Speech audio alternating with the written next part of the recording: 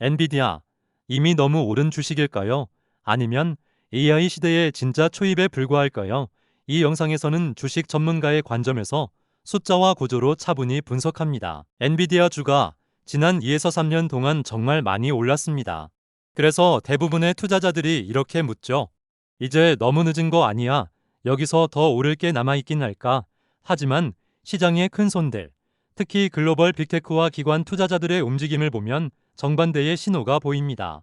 이들은 지금도 엔비디아 GPU를 확보하기 위해 수개월씩 대기하고 있고 수십조 원 규모의 장기 공급 계약을 미리 체결하고 있습니다. 주가가 많이 오른 건 사실이지만 그만큼 기업의 이익 구조와 산업 내 위치가 근본적으로 바뀌었다는 의미이기도 합니다.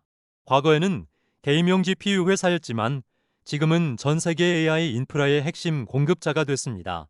오늘 영상에서는 엔비디아가 왜 단순한 반도체 기업이 아니라 AI 시대의 필수 인프라 기업이 되었는지, 그리고 2026년까지 이 흐름이 왜 이어질 수 있는지를 숫자와 구조, 그리고 시장의 흐름을 통해 차분히 분석해 보겠습니다. AI 열풍을 두고 일각에서는 닷컴 버블 같은 거 아니냐, 몇 년 지나면 식을 거다라는 말도 합니다.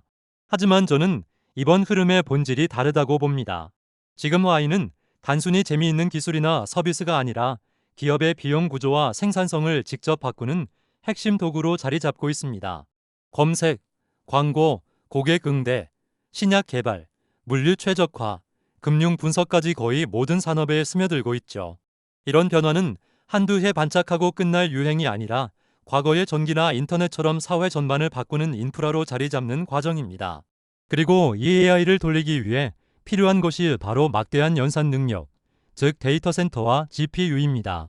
AI 모델이 커질수록, 그리고 활용이 늘어날수록 연산 수요는 기하급수적으로 증가합니다. 이 구조 자체가 엔비디아 같은 기업에게 장기적이고 반복적인 수요 기반이 되는 이유입니다. 엔비디아를 이해할 때 가장 중요한 포인트는 이 회사가 단순히 GPU를 잘 만드는 회사가 아니라는 점입니다. 지금 엔비디아는 Y 인프라 전체의 표준을 만들고 있습니다. GPU 하드웨어, CUDA라는 소프트웨어 플랫폼, 그리고 네트워킹과 서버까지 묶어서 하나의 시스템으로 제공하죠. 기업 입장에서는 엔비디아 생태계를 쓰는 게 가장 빠르고 안정적으로 AI 서비스를 구축하는 길이 됩니다. 그래서 한번 들어오면 쉽게 다른 대안으로 옮기기 어렵습니다.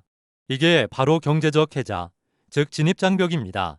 경쟁사가 더 싼 칩을 내놓아도 기존에 짜놓은 코드와 시스템, 운영 환경을 다 바꿔야 한다면 현실적으로 쉽지 않습니다. 이 구조 덕분에 엔비디아는 단순한 부품 공급자가 아니라 AI 생태계의 중심, 말 그대로 심장 역할을 하고 있습니다. 그래서 고객들은 가격이 비싸더라도 엔비디아를 선택합니다. 반도체 기업에서 미래를 가늠하는 가장 중요한 지표는 제품 로드맵입니다. 엔비디아는 이미 H200, 그리고 블랙웰 기반의 B200을 시장에 내놓았고 2026년을 향해 루빈 아키텍처까지 계획을 공개한 상태입니다. 중요한 건 단순히 성능이 조금 좋아지는 수준이 아니라 세대가 바뀔 때마다 전력 효율과 처리량이 큰 폭으로 개선된다는 점입니다.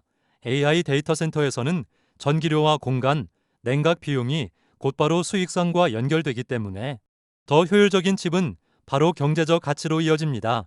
결국 고객 입장에서는 매 세대마다 업그레이드를 할 수밖에 없는 구조가 됩니다. 이런 반복적인 교체 수요가 엔비디아 매출을 지속적으로 만들어주는 핵심입니다.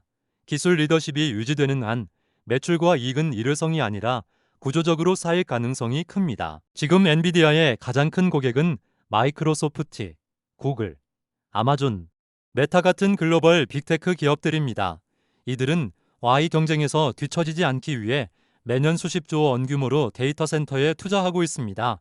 중요한 건 이 투자가 하면 좋은 선택이 아니라 하지 않으면 도태되는 생존 전략이 됐다는 점입니다. AI 성능이 곧 서비스 품질과 직결되고 이는 곧바로 매출과 시장 점유율로 이어집니다. 경쟁사가 더 좋은 모델을 내놓으면 고객은 바로 이동합니다. 그래서 이 기업들은 경기 상황이나 단기 실적과 상관없이 AI 인프라 투자를 지속할 수밖에 없습니다. 그리고 그 중심에 엔비디아 GPU가 있습니다. 고객이 곧 수요이고 이 수요가 이미 몇 년치 계획으로 잡혀 있다는 점이 엔비디아 실적의 가시성을 높여주는 핵심 요소입니다. 주식 투자는 결국 숫자로 판단해야 합니다. 스토리가 아무리 좋아도 숫자가 뒷받침되지 않으면 의미가 없습니다. 엔비디아는 최근 몇 년간 매출과 순이익이 말 그대로 폭발적으로 증가했습니다. 특히 데이터 센터 부문 매출이 전체 성장을 이끌고 있는데 이는 단순한 출하량 증가가 아니라 고부가 가치 제품 비중이 크게 늘었기 때문입니다. 더 중요한 건 이익률입니다. 엔비디아의 영업이익률과 순이익률은 일반적인 반도체 기업과 비교해도 매우 높은 수준을 유지하고 있습니다. 이는 가격 결정력이 있다는 뜻이고 시장에서 대체하기 어려운 위치에 있다는 증거이기도 합니다. 많은 성장주는 매출은 늘지만 이익이 거의 남지 않는 경우가 많지만 엔비디아는 다릅니다. 숫자 자체가 이 회사의 경쟁력과 시장 지위를 그대로 보여주고 있습니다. 엔비디아를 두고 가장 많이 나오는 말이 PEI 너무 높다. 이 가격에 사면 물리는 거 아니냐는 겁니다. 맞습니다. 전통적인 가치평가 기준으로 보면 결코 싼 주식은 아닙니다. 하지만 중요한 건 PER을 볼 때 성장률을 함께 봐야 한다는 점입니다. 만약 이익이 매년 30에서 40%씩 성장한다면 지금의 높은 PER도 몇 년 안에 빠르게 낮아질 수 있습니다. 실제로 시장은 엔비디아를 지금의 이익이 아니라 2에서 3년 뒤의 이익을 기준으로 평가하고 있습니다. 물론 성장 둔화가 온다면 주가는 큰 조정을 받을 수 있습니다. 그래서 이 주식은 항상 변동성이 클 수밖에 없습니다.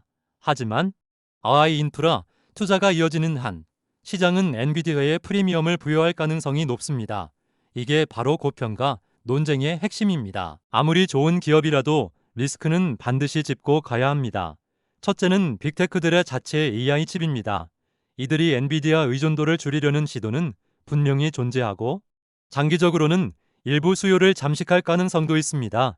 둘째는 미이중 갈등과 같은 지정학적 규제 리스크입니다.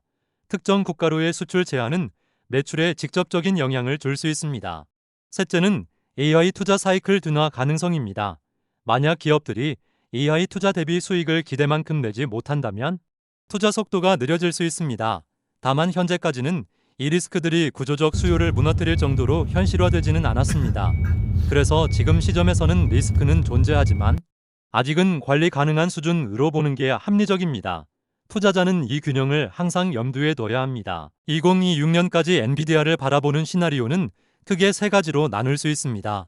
첫째, 낙관적 시나리오입니다.